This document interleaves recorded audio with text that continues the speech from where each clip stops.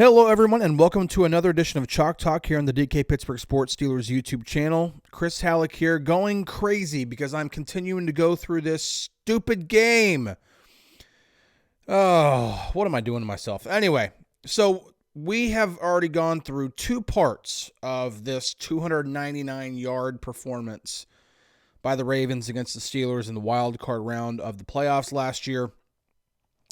We have covered an entire first series that was 13 plays, 95 yards, that covered 7 minutes and 13 seconds of game clock that resulted in a touchdown for the Ravens. Then another series that was 13 plays, 85 yards for 7 minutes, 56 seconds that also resulted in a touchdown. And then at the end of the first half, we were going to go through the series, but I realized it's like almost all pass plays. And in this series, we're going over what happened in the run game. Why did the Steelers want to make defensive tackle a priority in terms of stopping the run? So going through that series didn't really make a lot of sense for this purpose. But 2-minute drill, Ravens get the ball with 1:53 to go. They go down, score a touchdown. It's 21-0 at halftime. And the Ravens get the ball to start the second half. So that's what we're going to start at. We're starting Ravens get the ball second half. They have completely dominated this game to this point. Completely. They're up 21-0. They have dominated time of possession. And now they get the ball to start the second half. They can really, really just put the game away here. So, first series. They get the ball on the 30-yard line after a touchback on the kickoff. They are obviously, they're lined up in a very, favorable run formation. Looks like they're running some sort of, looks like wide zone here. Again, you get the tackle blocking out, not trying to necessarily get a reach block over here. So that's kind of telling me wide zone. And they do a pretty good job of covering this up. They keep Henry to a 3-yard gain here. That doesn't happen very often in this game. This kind of goes, whenever we're talking about the Ravens offensive line, I think there's this conception that the Ravens have a dominant offensive line.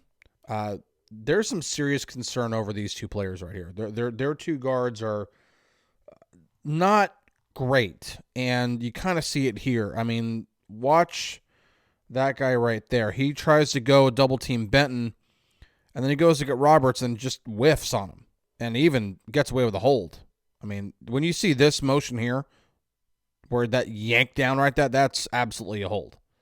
That means he grabbed a part of the jersey, or usually a part of inside the pad, in the shoulder pads, and just yanked down.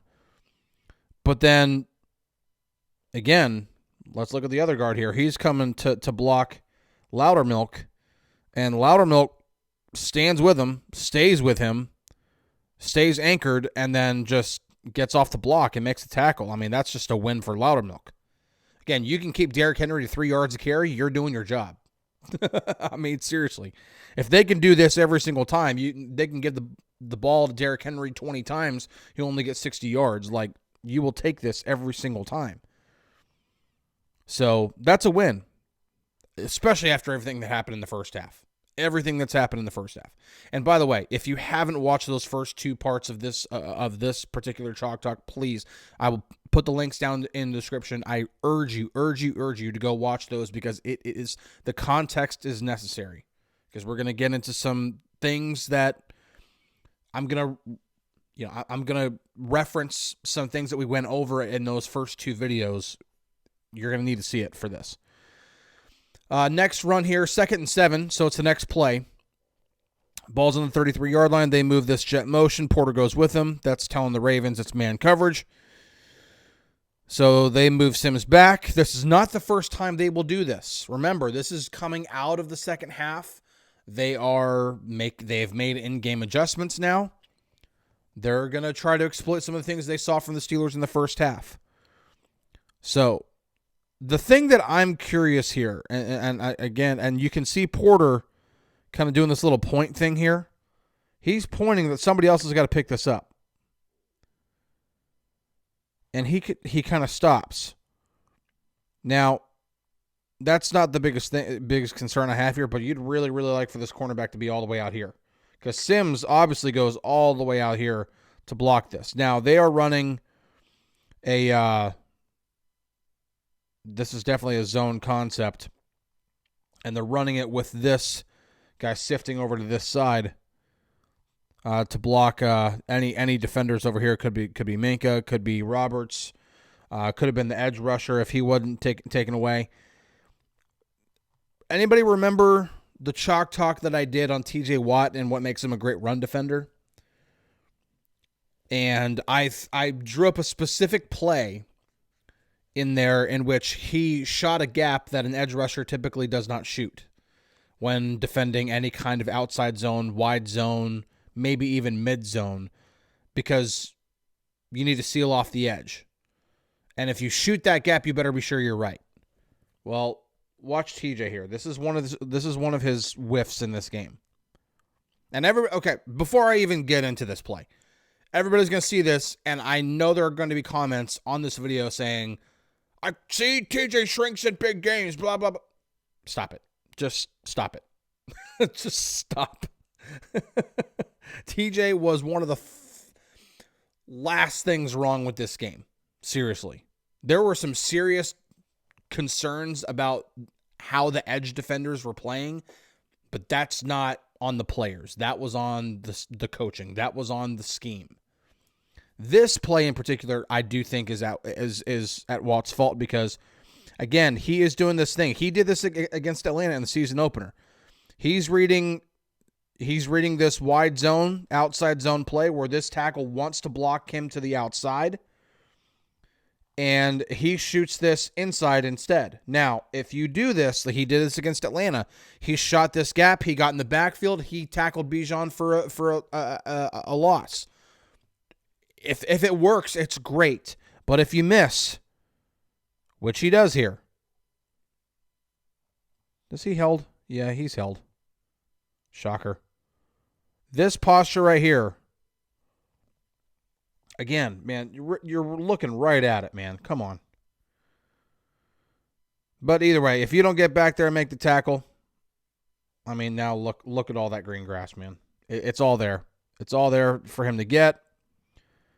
He gets 8 yards, first down. Seriously, though, when we talk about edge rushers getting held, it's a real thing.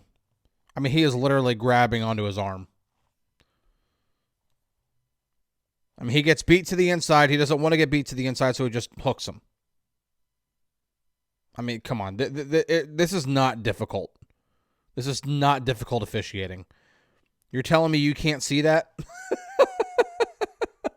Come on, man. All right, next play here. Next run. It's the very next play. All right.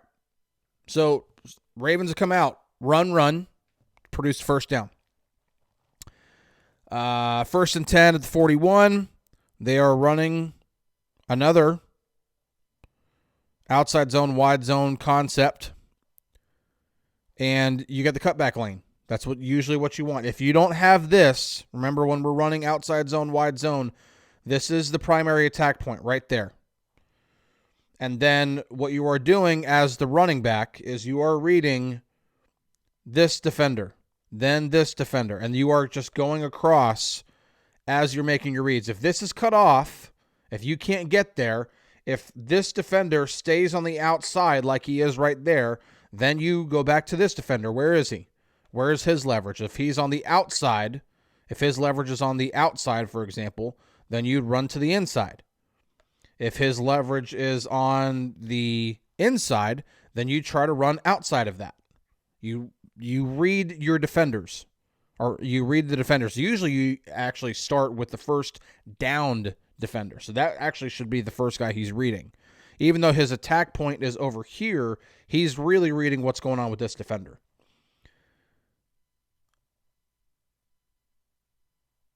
I would argue here, now granted, this cutback lane appears to be open. I mean, look at it. But again, watch the leverage here. Is that, for Ogunjobi and Adams both, is that outside leverage or inside leverage? The defenders have inside leverage there. They have leverage to go back into this gap. They do not have the leverage to go into this gap. They're being blocked off from that. If I'm Hill, I would continue to trust and follow my fullback as he continues to kind of go through that. Even though this is a tighter space, look how it would have opened up. Because 70 gets this leverage on Roberts. Ogunjobi completely falls down. This is what ends up opening up over here. That's why you have to read the leverage. Instead, he sees this gaping hole right here, and he's like, oh, man, I'm going to run through that. Well, again, Adams has the inside leverage there, so he's able to get off this block and then fill it. He fills that. That slows enough time, and Benton does a good job of getting off of his block here to move over, sheds the block, gets over, helps make the tackle. 3-yard gain. So, poor decision by Hill, and some decent play from the tackles. They got a little bailed out there by the running back making the wrong read. 2nd and 7 is the next play. They're going completely zone here. They are going outside zone, wide zone, and they go toss here. Remember in the first, again, go back and watch the first couple parts. They were running a lot of counter, right? It wasn't a ton. There were a few different outside zone, wide zone, mid zone type runs, but they ran a lot of counter in the first half. Now they've switched it up. We're going outside zone. We're going wide zone. We're going to stretch these guys. Remember, that's what happened near the end of the first half, or not the first half, but that second series where they scored that touchdown, where Henry had that big gain to the left. That was a changeup, and they were like, all right, well, I guess we're going to stick with that. So they run this again. This is looking pretty well blocked up so far. Porter does a good job of getting to the outside. And the one thing a cornerback always does here, if you can't make the tackle, force the running back to cut to the inside. Because where's your help? If you sell out and try to go inside here, you have no help over here. He can just cut this to the outside and probably find the end zone. But if you force him back to the inside, look at all those bodies there. That's what you want to force him back to. So he does a good job of staying on the outside of him until he tries to make this tackle, kind of misses, and Hill sheds it. Highsmith misses the tackle there because of it, and he ends up getting a few extra yards, gets a 5-yard gain. It's not the end of the world. It's 5 yards. You'd like 2nd and 7 to be like 2nd and 5 or 3rd and 5, 3rd and 4 instead of 3rd and 2. But, again, not the end of the world here. But, again, you'd also rather not 1st and 10 with 2 runs to turn into 3rd and 2. Right? You'd rather 3rd and 4, 3rd and 5. It's obviously more difficult to convert the longer you are. I don't have to say that. That's obvious talk there. So they get 5 yards there. 3rd and 2. Probably the best run defense of the play of the entire game for the Steelers, because this is obviously a run 3rd and 2. The Ravens are like, dude, we have been having our way with them on the ground all game long. We're just going to run this with Henry. We've been running a whole bunch of wide zones so far. Now we're going to mix it back up. We're going to go counter. Actually, this isn't even counter. This is power. Yeah. You usually tell by the running back's first step. So this is definitely a power run. They pull the guard over to block. Fullback's coming over. He's going to block. That's who Henry's following. And both Adams and Loudermilk do a great job of getting off their blocks here. Again, this is probably the best run defense of the entire game, especially for up front, for the big boys up front. He sheds that. This guy's completely out of the play now. He cannot possibly get anybody else. That opens things up for Landon Roberts to shoot this. So he shoots that. And now this guy pulling has to then pick up Loudermilk. That's not initially intended. So one blocker's been taken out of the play. Now this guy has to come pick up Loudermilk. Now What's the one thing? Again, go back to the videos we talked about. What's the one thing the defensive linemen need to do? Or what's one thing that they can do that makes the linebacker's job easier? Well, absorb as many blocks as you can. Because if you can absorb multiple blocks and stay on them, or do something like Loudermilk just did and just throw this guy to the ground, just frees up your linebackers, who then have a much better chance of making a play on the ball. Roberts has got this gap. Queen is waiting behind where he just cannot be seen by the running back. And he's doing a good job of gap containment here in case Henry tries to either shoot this gap, or if he tries to bounce this outside, Queen's there waiting for him. So Roberts is shooting this. He forces Henry inside. He gets a hand up, and there's Queen to capitalize on it. Boom. They stop him. No gain on 3rd and 2. Derrick Henry, who had, again, made this defense his word I can't say on YouTube. But phenomenal job. And again, the big reason, when you talk about what's the reason why the Steelers want to get defensive tackles, this is the reason why. And you're like, well, just continue to run with Loudermilk. Okay, well, if Loudermilk did this every single snap, he'd be starting. But this is a good guy to have in rotation. He's a better run defender than he is a pass defender. He shows it there. He does a great job of taking on multiple blocks. Everybody else does their job here. And talk about guys doing their jobs here. This is what we're talking about. Taking on as many blocks as possible. You want to free these guys up. Let them be the ones to make the tackles. Perfectly done here. Perfectly executed. Great defense. That forces the Ravens to punt. And then the Steelers go out and they score a touchdown. They drive 98 yards and score a touchdown to cut the lead from 21-0 to 21-7. All right. Defense stopped the Ravens. First series, Steelers go down, score a touchdown. The comeback is on, right? And then, first play of this series for the Ravens is a sack by Highsmith. Minus 10 yards. 1st and 10 turns into 2nd and 20. Then Lamar Jackson hits a pass to Wallace for 21 yards and first down. What do we talk about? It was those type of plays that was another killer for this defense in this game. It was just a killer. So after those first two plays, it is 1st and 10, 41-yard line. They move Sims in motion. Porter runs with him. Remember, this is what happened. First series of this second half. Kind of had him go backwards there. He set up over there. Now he starts running backwards this way. Now they run a jet sweep. But everything else looks like outside zone, wide zone here. Look at the entire offensive line. When you get this first step, when the line moves in unison with that first step to one side, that is telling the defense it's wide zone, outside zone, some sort of zone run. So the defense sees that. They think that this motion is just a decoy because they already did this. This is Monken thinking one step ahead of the Steelers here.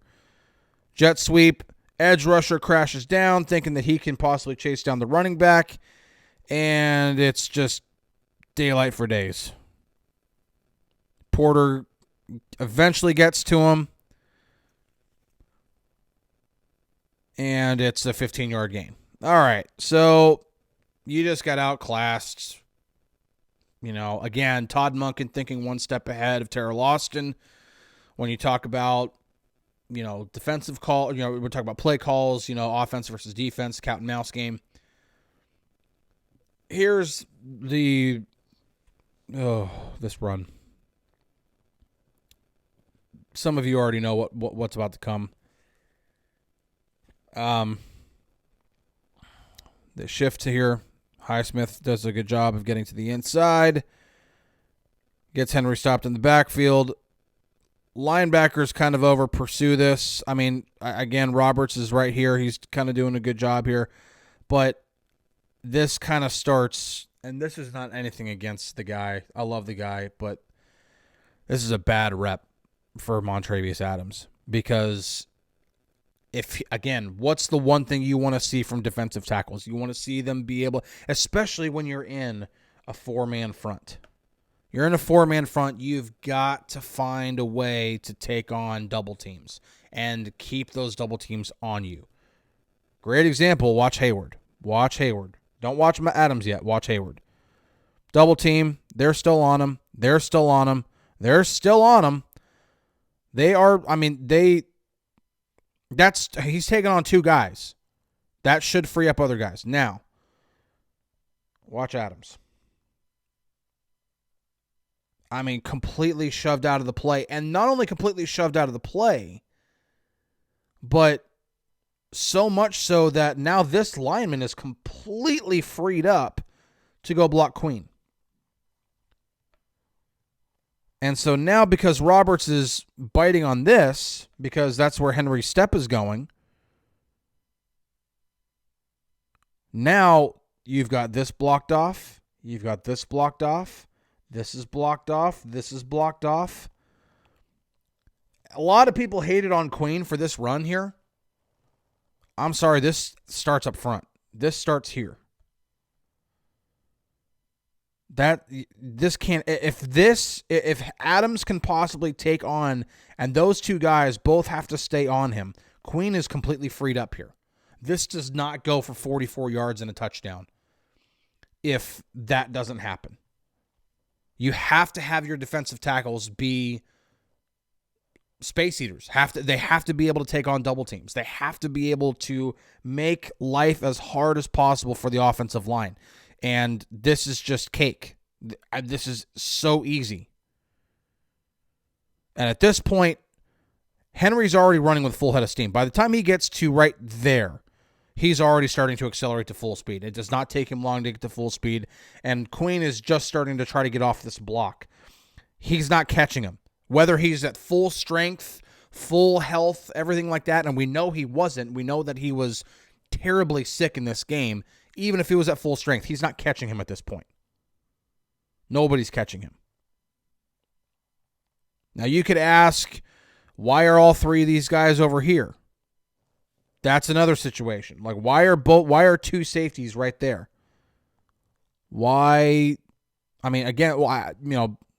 Strength of the formation, possibly. You got, Andrews there, running backs over here. This is the running strength. And when we talk about formation and where's the passing strength, where's the running strength? Well, the running strength is here. So that might be why you got two safeties on that side. But if you got two safeties on that side, then there doesn't ever need to be a point in which all three guys are over here.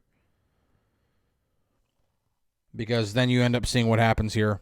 That's kind of the breakdown on the second and third levels.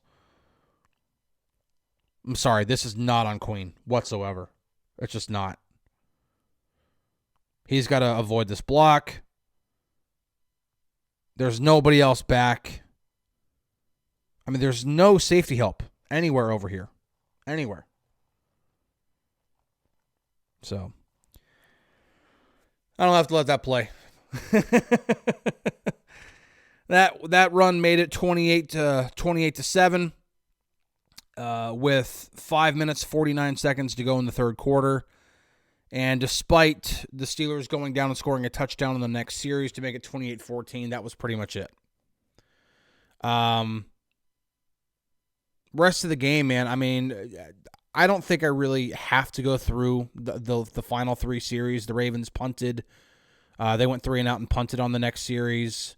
Then the Steelers had to punt the ball. Ravens get the ball back. They go 9 plays, 28 yards, but they take 6 minutes, 16 seconds off the clock. I don't think I need to go through that. I might. We'll see. If you check out the YouTube channel tomorrow, you'll find out if I'm actually going to go through it or not. But I think by this point, definitely through these 3 videos, you've gotten a really good taste of what happened. It was a whole bunch of stuff. It wasn't just Mike Tomlin and Terrell Austin having a bad game plan. They had a bad game plan. I'm not denying that whatsoever. It's clear in the footage. It's clear in the film. It wasn't just that. There was bad play on the defensive line for the most part. There were some good plays there. But some of the plays that ended up being bad were really, really bad because of really bad defensive play up front. So that's probably one of the reasons why you're thinking, or the Steelers are thinking, what, defensive tackle is going to be a priority for us in this draft. So they got Derek Harmon, first round. They got Y.A. Black, 5th round. Y.A. Black, definitely more of a run stuffer than a pass rusher. We'll see how it works out for the Steelers, but they definitely added to that room for a reason.